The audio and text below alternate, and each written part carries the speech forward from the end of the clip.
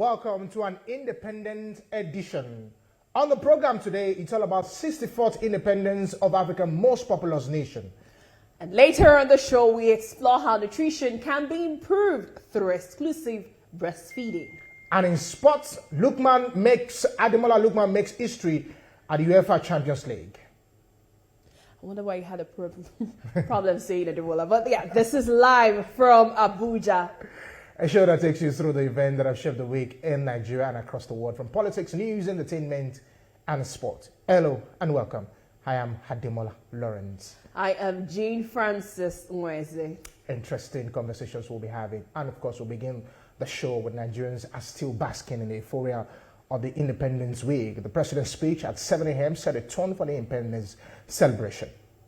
Key takeaways from President Tinubu's highlighted the need to give another chance to reflect on how far Nigerians have come in the journey to nation building and to renew commitments to building a better nation that will serve present and future generations of Nigerians. And how democracy as a form of government was launched as a dream of a great country that will lead Africa out of poverty, ignorance, and underdevelopment. Well, the president also announced the gathering of a national youth conference as a platform to address the diverse challenges and opportunities confronting our young people. The 30-day confab will unite young people nationwide to collaboratively develop solutions to issues such as education, employment, innovation, security, and social justice. These according to the president. I'm pleased to announce the gathering of a national youth conference. This conference will be a platform to address the diverse challenges and opportunities confronting our young people, who constitute more than 60% of our population. It will provoke meaningful dialogue and empower our young people to participate actively in nation building by ensuring that their voices are heard in shaping the policies that impact their lives. We are creating a pathway for a brighter tomorrow.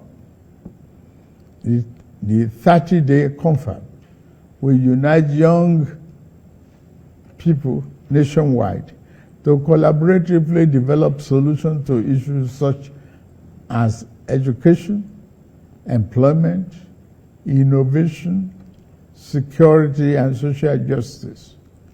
The modality of this confab and selection of delegates will be designed in close consultation with our young people through their representatives. Through this confab, it will be our job as leaders to ensure that their aspirations are at the heart of the conference deliberations. The government will thoroughly consider and implement the recommendations and outcomes from this forum as we remain resolute in our mission to build a more inclusive, prosperous, and united Nigeria. Now let's take you through some reports showing how Nigeria has fared in the last 64 years.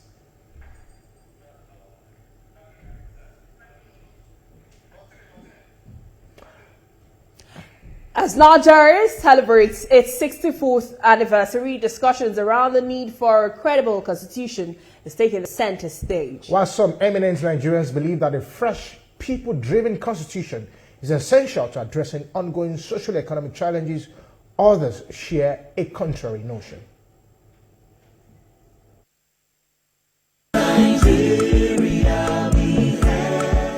Nigeria has a robust constitutional development between 1914 and 1999.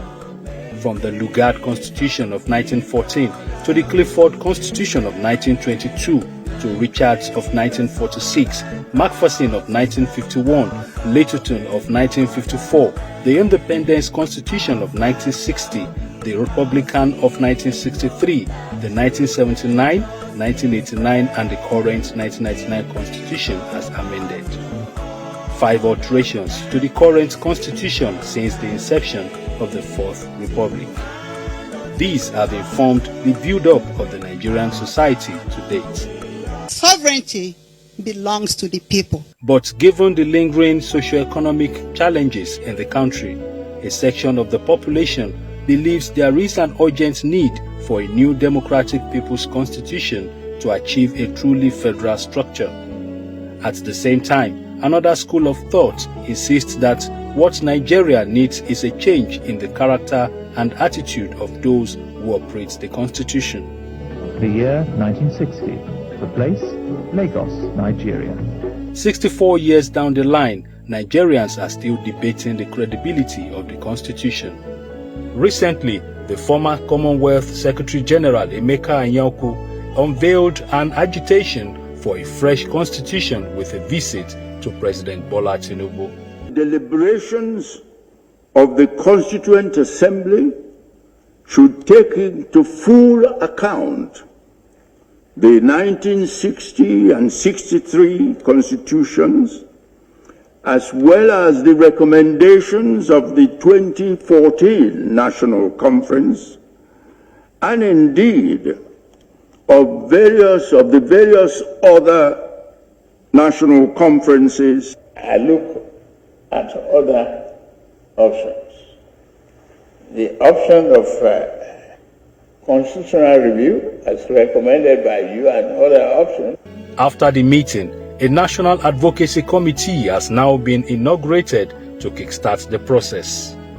The chairman of the Patriots, a non-partisan group of eminent Nigerians, argues that it will be difficult for Nigeria to have desirable progress with the current constitution. Even if you asked Angel Gabriel or Malaika Jibril to govern Nigeria with the present constitution, they will not succeed because of the nature of the constitution. I sought to dig deeper into the urgency of this agitation. I visited the chairman of the newly inaugurated National Advocacy Committee, Anthony Killer, a professor of strategy and development. So ahead of Nigeria's 64th anniversary, why do we need a new constitution? We need a constitution, I answer, because the constitution we have at the moment is flawed and faulty. It is flawed to the extent that almost false. The constitution starts with the words "we the people." Now, you and I and all the viewers know that that constitution is a product of a military decree. So therefore, it is not truly a product of we the people. And but I think it will be good if the most important document of the land is actually true in every letter. If we start our lives together with a lie, we're going to have a problem, and we are having problems. So I think it would be good to have a People's Democratic Constitution. I gathered that the idea is to design a people-driven document to be championed by 109 Nigerians, where 3 persons each will represent the 36 states as the Constituent Assembly and 1 person for the Federal Capital Territory. He further gave an insight into the planned process, and it is projected to be seamless. The process can easily be done. You need 3 things out of the Constitution. Number 1, you need an enabling law that allows the Constituent Assembly to come together. That Constituent Assembly does not need to start from zero. We're not starting from the beginning. That Constituent Assembly needs to look at all the documents that have been produced so far. The 2014 Confab, 1963 Constitution, indeed 1999 Constitution, and all the various ones that we've had. Look at them, summarize them, take away what is bad, keep what is good, add what is new. It's a summary. You do that, and you step 2, you take it to the referendum. People adopt it, and step 3, voila, we have a new constitution. Hello, sir. To get a more legal perspective on the subject matter, I engaged with a scholar and senior advocate of Nigeria, Professor Oyewo Oyelowo. He says Nigeria's problem is not the constitution, but the mode of operation of the legal document. Is our problem the constitution, or is it the way we operate the Constitution. Is our problem the constitutional framework or the way we have destroyed the constitutional framework with the operation of the Constitution?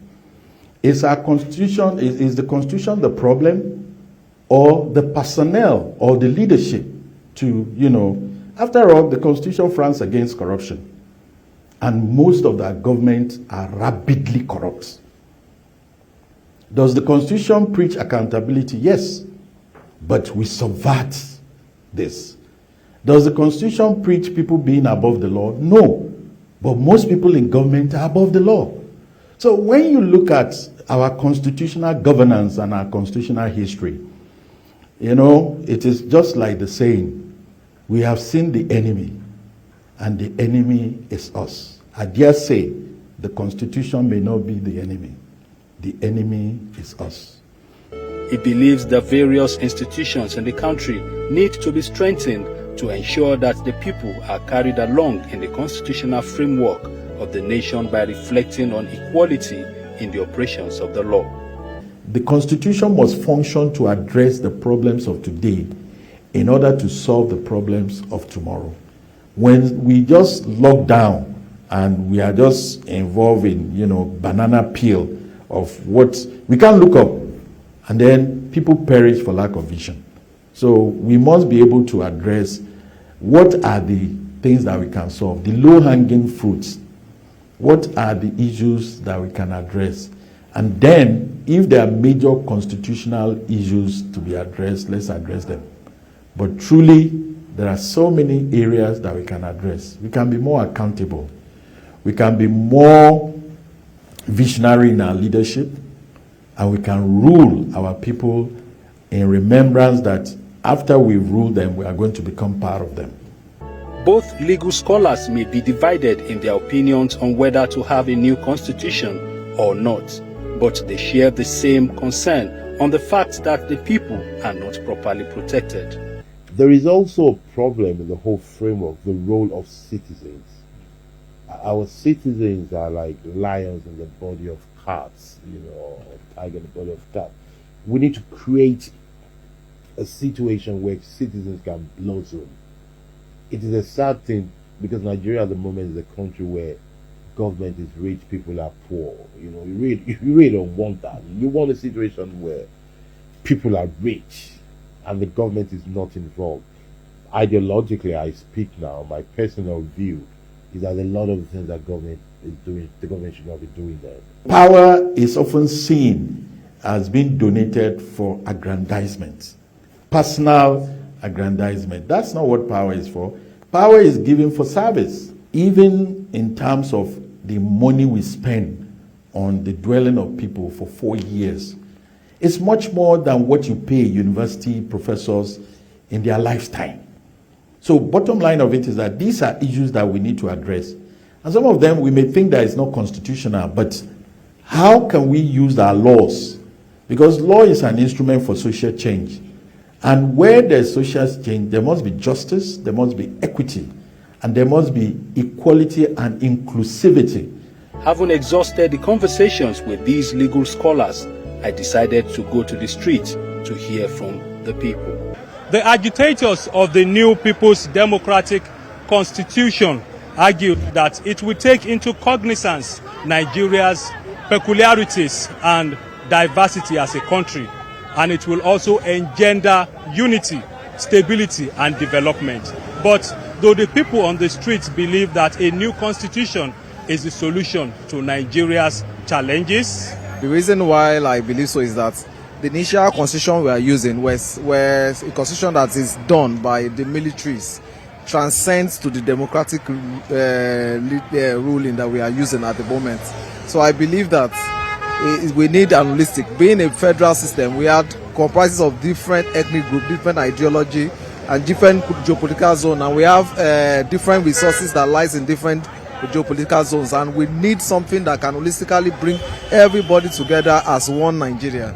So a new constitution will be a way forward. May they change them, because why are they saying may they change them? Nigeria is not like this before. As I did like this, I dey struggle, I dey do conduct race. So before me and my children go shop, For these respondents, one thing he would like to be expunged from the current constitution is the immunity clause. The first thing is that they should reduce the immunity clause given to all elected leaders in this country. They should reduce it. We need leaders that will be more accountable to the people. When they are being called for questioning, they make themselves available to the people to answer questions. But others on the street share a different notion. I think changing the constitution is not the real thing.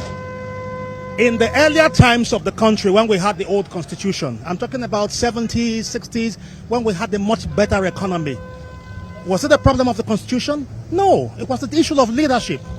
Because if the leadership is right and has where it is going and is accountable, you can be sure that the populace will have confidence in the leadership and get the right results. All this thing they call constitution is made by a man. Okay, all we need is the man to change. Okay, it's not about the constitution or the law, but we ourselves to change positively. In my own view, an amendment is better. I will talk about the Chile occurred 2019. I actually read about it. They drafted, the Gen Zs were mostly drafted to talk about it. They wanted some things removed and they got it. They actually got it. But compared to now, their governance is still being changed. Their governance is not yet stable. Chile is facing a bit of economic crisis. So in summary, it's possible, but it's costly, and it will not bring immediate solution. Many patriotic citizens look forward to a better society where the law governing the nation will be respected by all regardless of status. Ola Awakon, TVC News, Lagos. And joining us live is the public affairs analyst Kemi Ashekun. Welcome to the program. All right. A very good morning to you. It's a pleasure to be here again. You guys are looking as sunny as usual, and I'm happy to be here. Thank you very much. I'm happy that you'll be giving us some Yoruba proverbs. Well, they say that it's only someone who is not a child of the father that actually points to their home with the left hand, and I am actually my father's daughter. I trust you. Thank you and welcome. All right, let's go to the topic of the day, which is of course the celebrations of the independence. Would you say what is the right mood of the people? Would you say was the right move considering the factors, decisions that were taken by the government to be on a low key? How would you assess it? 64 years of independence, it's not a joke. No, there are countries who, of course, who got the same independence the same year. Of course, they were not. Some are left behind, some were ahead, some were in the middle. But how would you rate Nigeria? Okay, I'll start by saying that it's said that we may not be where we had hoped to be, but we're not where we used to be. And I think that that's the first thing that we should be grateful about.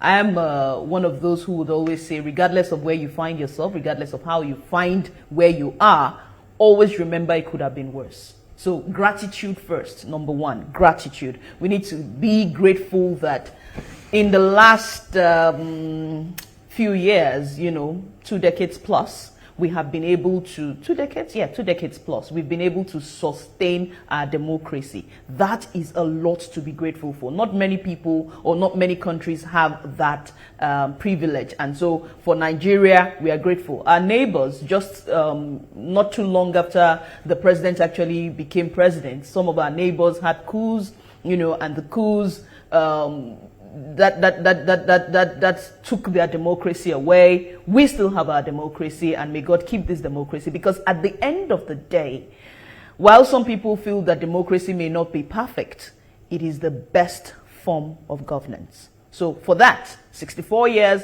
back to democracy, no coups, no soldiers, gratitude. My people will say Alhamdulillah. But in any case, how have we fared? Unfortunately, our founding fathers who came together and decided that we should be united and decided that we were working with one purpose as Nigerians, many of them were murdered. Some of them were killed, right? And that kind of derailed where we were going to, right? And so for me, I would say that that is part of why Nigeria is where it is today as we speak. Because that unity, that singleness of purpose has been divided or had been divided. When the president switched to the new national anthem. The whole national new anthem. Well, regardless of how you choose to put it, it is new to me because I never recited it as a child or as a student, right? So when the president decided that he was going to change the national anthem back to the national anthem that we had at the time we had our independence, and at the time Nigerians were united in purpose, I was one of those who championed the cause. And I said, yes, that is the way to go first. Because if you compare both anthems, when you're arising, O compatriots, you're calling people to action. You're calling them to a kind of, I want to find the right words, but you're calling them to some sort of like, you're calling them to action like, hey, let's go to war, right? It's different from Nigeria, we hail thee. Though tribe and tongue may differ, and I'm not doing it accordingly, you know, there's a difference. And for those of us who work with words, we know the power of words. We know that words were the reason why even this earth was created. So if you don't pay attention to the words that you speak, if you don't pay particular attention to those things, you just find out that you're moving in a particular way. Anybody, let me put it this way, everybody that says this country is finished always experiences a finished part of the country. Because you will call those things to yourself. For as long as I have known myself, I went to 2 military schools, and you can't go to a military school and not be patriotic. It's almost impossible, right? For as long as I have known myself, I have been pro-Nigeria. And I have been, this country will be great in my lifetime, right? Because for me, that's really very important. And I think that many more Nigerians need to take that ownership of Nigeria. Many more Nigerians need to profess positive to Nigeria. You will never find an American say America is finished. Never. And imagine that 200 million people wake up every day. If that's the number of people we have, imagine that 200 people wake up every day and say, God bless Nigeria. It will be almost impossible for God not to bless Nigeria because it's a prayer in itself, right? And so many of the challenges that we face as a people are the things that we have called onto ourselves. So 64 years after independence, I think that one of the things we as Nigerians must start to do is to take ownership of Nigeria, love Nigeria. Do those things that you will do elsewhere without being prompted to do them. Do it in Nigeria so that this country can be great and we can have a country worthy to bestow to our children and those yet unborn. We will all peck off. 100 years from now, we will all peck off. But will Nigeria peck off? Okay. So Kemi, I was going to ask you, 64 years down the line, in comparison to other people, do we even look like we're making any progress? But then I'm listening to you and I'm like, an average Nigerian watching this would say, yes, that's what they always say, give us motivational speakers vibe because they are from a comfortable situation. But so do you think that with what Nigerians are facing presently, administration after administration, it's easy, for them to accept and say, I can profess positive about Nigeria? Okay, so I will start by saying, firstly, administration after administration, it appears that things may not be going the way people expect them to. But then there are questions to be asked, right? Although I'm on this side of the divide, I was trained to ask questions. So the first question I will ask is, how did we get here? What are the things we have done in the past to get us this far? How did we get here? Over the years, it's even started from the Udoji Awards, right? Where we had, the problem is not money, but how to spend it, right? Where we had, some people say oil has been a blessing to Nigeria. I agree, but it has also been a curse, right? We've had oil that belongs to everybody and nobody, taken out of Nigeria, and we've gotten money. We've gotten used to easy money.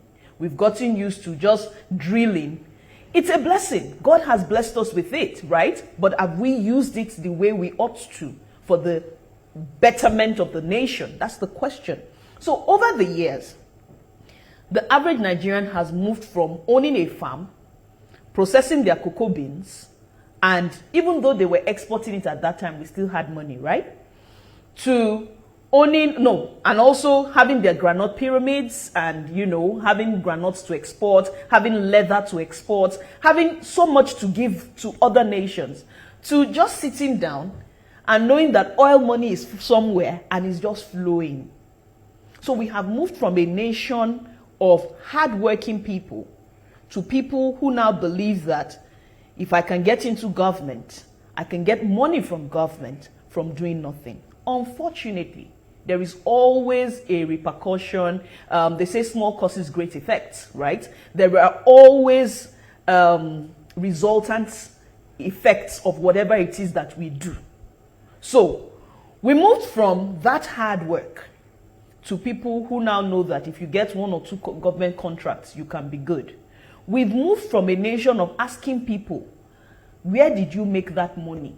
To if you did not know me when I was poor, don't ask me how I made money. You cannot have such experiences, right, and not have issues in the society. I know everybody wants to say, oh, it's government's fault. Government is this, government is that. But like they say, that log in your eye, take it out so that before you touch the log in your neighbor's eye. The government is a part of us. And in one of the holy books, it is said that the Almighty will not change the condition of a people until they change themselves.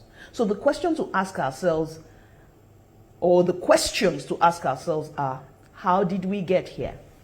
What are the things that have changed about us? Before now, if you make money illegally, even if people know and they don't report you to the police, they would avoid you. You become a pariah in the society. Today, when you make money, regardless of how you make it, everybody celebrates you. That is a challenge. Today, our songs, the music we churn out to our kids, will say, if you don't get money, hide your face. Those are part, you see, these things are small. They look infinitesimal, right? They look like things that you really shouldn't pay attention to. But these are the challenges. We have moved from having people... Okay, Amma. Okay. I get you. All right. And I understand, the power of words. And I know what words do. I don't, of course I do.